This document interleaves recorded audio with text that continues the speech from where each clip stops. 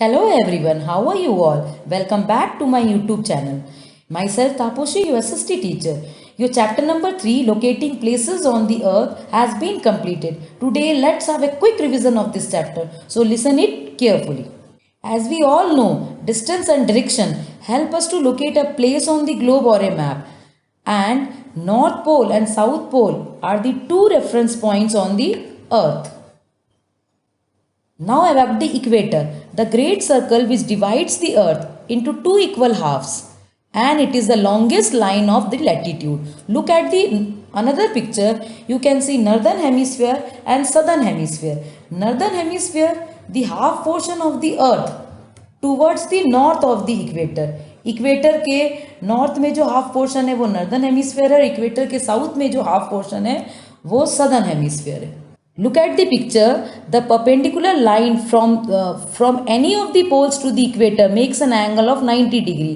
पोल से इक्वेटर की तरफ और कोई सा भी पोल है, नॉर्थ पोल चाहे साउथ पोल, इक्वेटर की तरफ कौन सा एंगल बना रही है? 90 degree. North pole is at 90 degree north and south pole is at 90 degree S. Now about the latitudes. Latitudes are the horizontal lines drawn between two poles. Latitude horizontal lines है जो दो poles के बीच में बनाई हुई है, north pole और south pole के बीच में. These lines are parallel to each other. ये lines आपस में parallel है, एक दूसरे से intersect नहीं करती, इसीलिए इसको parallels of latitude भी कहते हैं. ये जो lines है, latitudes है, ये हमेशा डिग्रीज में एक्सप्रेस की जाती है और टोटल नंबर ऑफ latitudes कितने होते हैं?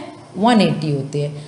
हर एक डिग्री को 60 मिनट्स में और हर एक मिनट को 60 सेकेंड्स में डिवाइड किया हुआ है. एक एग्जाम्पल है 8 और 9 डिग्री के बीच में. फॉर एग्जाम्पल 8 और 9 डिग्री के बीच में 8 डिग्री 4 मिनट्स और 25 सेकेंड्स हमको शो करना है. तो हमको जो मिनट्स है वो सिंगल डैश से और जो सेकेंड्स है वो डबल डैश से हम शो करते हैं.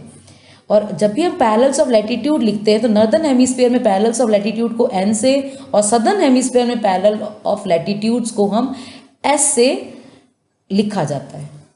Now about the important lines of latitude. There are 4 important lines of latitude. The tropic of Cancer, the tropic of Capricorn, the Arctic circle and the Antarctic circle. Tropic of Cancer, see the picture. Tropic of Cancer 23.5 degree north, ये कहाँ पे है? Equator के north में और northern hemisphere में. Is that clear? और tropic of Capricorn जो 23.5 डिग्री साउथ में है, ये इक्वेटर के साउथ में है और सदर्न हेमिस्फीयर में. Now about the Arctic circle. Arctic circle 66.5 degree north, ये वो लाइन ऑफ लैटिट्यूड है जो ट्रॉपिक ऑफ कैंसर से ऊपर है और नॉर्दर्न हेमिस्फीयर में. और एंटार्क्टिक सर्कल 66.5 डिग्री साउथ, ये कहाँ पे है? ये ट्रॉपिक ऑफ कैप्रिकॉर्न के नीचे है और सदर्न हेमिस्फीयर में. Now about the heat zone. Earth surface does not get the same amount of heat from the sun. Earth surface equal मात्रा में हीट नहीं मिलता. पूरे अर्थ सरफेस को इक्वल मात्रा में सन का हीट नहीं मिलता.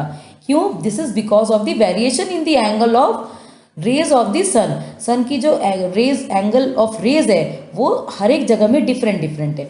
अब टॉरिड जोन. टॉरिड जोन कहाँ पे है? Torrid zone is 0 degree to 23.5 degree north और 0 डिग्री से लेकर 23.5 डिग्री साउथ में है. इस टाइम जो रेज है सन की वो बिल्कुल एग्जैक्टली ओवरहेड होती है और ये जो जोन है इस time receives maximum amount of heat from the sun. That's why this zone is very hot. Now about the temperate zone. Temperate zone कहाँ लाइज हो रहा है? Temperate zone lies between the tropic of Cancer and the Arctic circle. Tropic of Cancer और Arctic circle north में, that is not temperate zone. और tropic of Capricorn से लेकर Antarctic circle south में, ये साउथ टेम्परेट जोन है. यहाँ पे जो सनरेज है वो डायरेक्टली ओवरहेड नहीं होती, इसीलिए ये zone is neither very hot and nor very cold. They have moderate temperature. Temperate zone में मॉडरेट टेम्परेचर रहता है, ना तो ज़्यादा गर्म ना ज़्यादा ठंडा. Now about frigid zone. It lies from Arctic circle to the north pole. Arctic circle से नॉर्थ पोल की तरफ 66.5 डिग्री नॉर्थ से 90 डिग्री नॉर्थ तक और 66.5 डिग्री साउथ से 90 डिग्री साउथ तक आपका फ्रिजिड जोन है. Is that clear? This zone remains covered with ice and snow. ये जोन हमेशा पूरे साल भर आइस और स्नो से कवर रहता है. क्योंकि यहाँ पे जो सनरेज है वो बिल्कुल स्लैंटिंग आती है, तिरछी आती है sunrays, hence it is the coldest zone of the earth, इसीलिए ये बहुत ही ठंडा जोन है। Now about the longitudes. Longitudes are the imaginary lines which join the vertical imaginary lines which join the two poles। ये vertical imaginary lines है जो दो poles को आपस में जोड़ रही है। Latitudes की तरह ये भी डिग्रीज में शो की जाती है और 0 डिग्री में हमारा प्राइम मेरिडियन है और इट इज़, ये कहाँ से ये लॉन्गिट्यूड पास होती है? Passing through the British Royal Observatory at Greenwich. Greenwich से ये लॉन्गिट्यूड पास होती है जो लंदन में है और इसी को हमारा प्राइम मेरिडियन मान लिया गया है और ये 0 डिग्री पे है। टोटल नंबर ऑफ लॉन्गिट्यूड्स कितनी होती है? 360। जो हाफ पोर्शन अर्थ के ईस्ट में है वो ईस्टर्न हेमिस्फीयर है और जो हाफ पोर्शन वेस्ट में है वेस्टर्न हेमिस्फीयर में। जब भी हम मेरिडियंस ईस्ट में शो करते हैं, प्राइम मेरिडियन के जो ईस्ट में जो मेरिडियन शो करते हैं वो ई से, और प्राइम मेरिडियन के जो वेस्ट में जो मेरिडियन शो करते हैं वो डब्ल्यू से दिखाया जाता है। Now about the grid system. Grid क्या है? The network of the lines of latitude and longitude. जो लाइन्स ऑफ लैटिट्यूड और लॉन्गिट्यूड आपस में इंटरसेक्ट करती है, ये ग्रिड बना रही है, एक जाल बना रही है। और with the help of these two sets of lines, इन दो सेट्स ऑफ लाइन से हम एक जगह को, the location of any place, किसी भी प्लेस को हम डिटरमाइन आसानी से कर सकते हैं। इसके बाद आता है हमारा longitude and time. Ancient time में by the use of the sundial, नीचे आपको एक पिक्चर देख रहा होगा, ये सन डायल है जिसके through people observed the path of the sun in the sky to estimate the time. Sun shadow से सन के पाथ का पता करते थे और टाइम का पता करते थे। इस पिक्चर में आपको दिख रहा है ये सन डायल है नीचे जो बना हुआ है। And as we all know that the earth rotates from west to east, earth west to east में रोटेट करती है और उसको रोटेशन में कितना टाइम लगता है? 24 आवर। और मैंने आपको क्या बताया था? टोटल नंबर ऑफ लॉन्गिट्यूड्स कितने होते हैं? 360। दैट मीन्स 360 डिग्री में 360 डिग्री को कवर करने के लिए अर्थ को टाइम कितना लगेगा? 24 आवर। 24 आवर का मतलब कितना हुआ?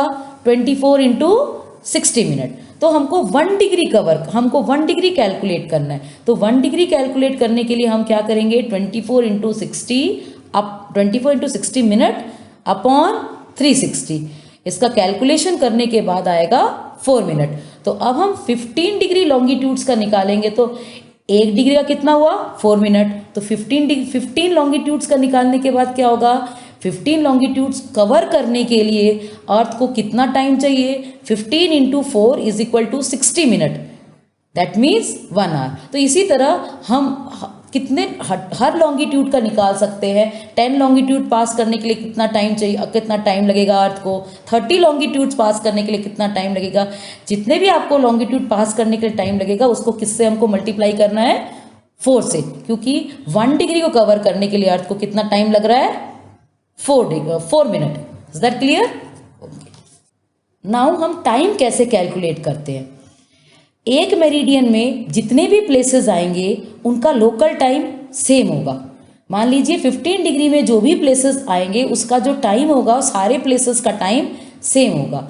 फॉर एग्जांपल हम लेते हैं, मान लीजिए ग्रीनविच में टाइम कितना हो रहा है? 12 o'clock नून हो रहे हैं। तो हमको कैलकुलेट करना है 30 डिग्री ईस्ट में टाइम कितना हो रहा होगा और कैलकुलेट करना है 30 डिग्री वेस्ट में कितना टाइम हो रहा होगा। हमेशा ध्यान करेंगे ईस्ट में घड़ी आगे जाएगी, अहेड जाएगी, और वेस्ट में पीछे जाएगी। तो कितना टाइम हो रहा है ग्रीनविच में? 12 बज रहे हैं। ईस्ट में घड़ी आगे जाएगी तो हमको 30 डिग्री ईस्ट का निकालना है। तो 30 into 4 is equal to 120 minute, 2 hours ahead, that means 12 + 2। तो 30 डिग्री ईस्ट में टाइम हो रहा होगा 2 PM। और इसी तरह 30 डिग्री वेस्ट में बिहाइंड जाएगी घड़ी तो टाइम हो रहा होगा 12 - 2 इज इक्वल टू 10 AM। तो ये हमेशा ध्यान रखना, the local time will be ahead all the places in the east and behind all the places in the west of a given meridian. Is that clear? Now about the standard time. I have told you earlier that the places located on different meridians have different local time. अलग अलग meridians का local time अलग अलग होगा। अगर हम उस time local time के हिसाब से चले, ये बहुत सारी डिफ़िकल्टीज पैदा कर देगा, क्योंकि सारी कंट्रीज़ में अगर हम लोकल टाइम के हिसाब से चले तो इनका टाइम डिफरेंट होगा। रेलवे टाइम टेबल का शेड्यूल और एयरवेज का टाइम टेबल का शेड्यूल बनाना बहुत ही मुश्किल हो जाएगा, क्योंकि हर एक लॉन्गिट्यूड को पास करते वक्त हमको अपनी घड़ी चेंज करनी पड़ेगी, टाइम चेंज करना पड़ेगा, घड़ी में उसका टाइम चेंज करना पड़ेगा कि हम कौन से लॉन्गिट्यूड को हमने क्रॉस किया है। फॉर एग्जाम्पल आपको बता रही हूँ मैं, India lies between 68 degree 7 minutes east to 97 degree 25 minutes east में। इस पिक्चर में देखिए आप, इंडिया 68 डिग्री 7 मिनट से लेकर ईस्ट से लेकर 97 डिग्री 25 मिनट्स ईस्ट तक है। That means round about approximately 30 longitudes में। अगर हम 30 लॉन्गिट्यूड्स का कैलकुलेट करें तो टोटल कितने 120 मिनट्स, इसका मतलब 2 आवर। 120 minutes means 2 our. इसका मतलब हम जब भी लॉन्गिट्यूड ईस्ट या वेस्ट की तरफ जाएंगे इंडिया के, तो हमको अपने घड़ी को उसके हिसाब से घड़ी की टाइमिंग्स को चेंज करना पड़ेगा। Is it possible? Not possible. तो इस प्रॉब्लम को अवॉइड करने के लिए, यूनिफॉर्मिटी को मेंटेन करने के लिए एक कंट्री में ताकि सेम ही टाइम हो, इसीलिए all over the country local time of central meridian as a standard time. जो भी कंट्री के बीच से जो मेरिडियन क्रॉस कर रही है उसी को स्टैंडर्ड मेरिडियन मानते हुए वहाँ पे जो लोकल टाइम हो रहा होगा वो पूरे कंट्री में लागू कर दिया गया। और ये मेरिडियन कैसे सिलेक्ट किया गया? ये मेरिडियन सिलेक्ट किया गया कि जो मेरिडियन पूरे कंट्री के बीच से क्रॉस हो रही है वो मेरिडियन पूरी तरह से डिविजिबल होना चाहिए 7 डिग्री 30 मिनट से। 7 डिग्री 30 मिनट्स मैंने आपको कैलकुलेशन में प्रीवियस वीडियो में दिखा दिया था। That means 7 minute 30 seconds means 7 × 4 + 2 यानी हाफ एन आवर।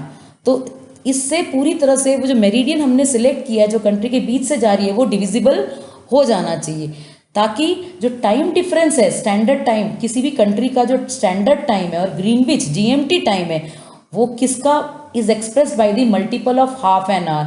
ये हाफ एन आवर के मल्टीपल में सारी कंट्रीज का टाइम हो, ताकि कोई कंफ्यूजन नहीं हो।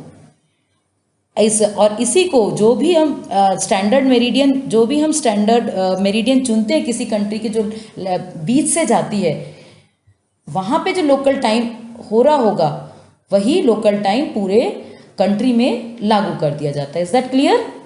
अब इंडियन स्टैंडर्ड टाइम, हमारे इंडिया के बीचों बीच से जो लॉन्गिट्यूड पास हो रही है वो 80 डिग्री 30 मिनट्स ईस्ट में, आपको दिख रहा होगा ये मिर्ज़ापुर से होके क्रॉस होती है और ये इलाहाबाद में है। और मैंने जैसा कि आपको मैंने प्रीवियस स्लाइड में बताया कि हम वही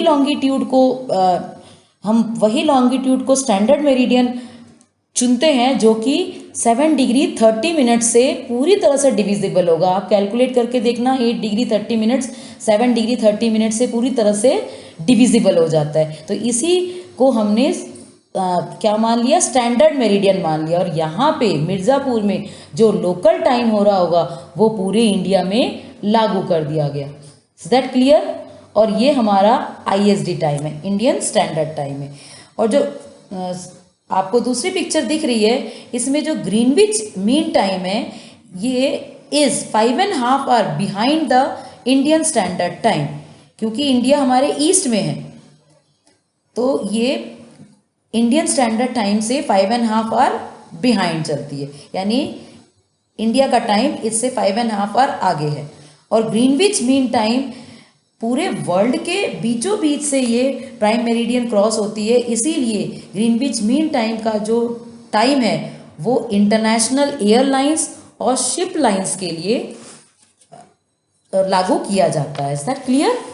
hope this video will be very helpful for a quick revision of your chapter number 3. Thank you and be tuned and be connected.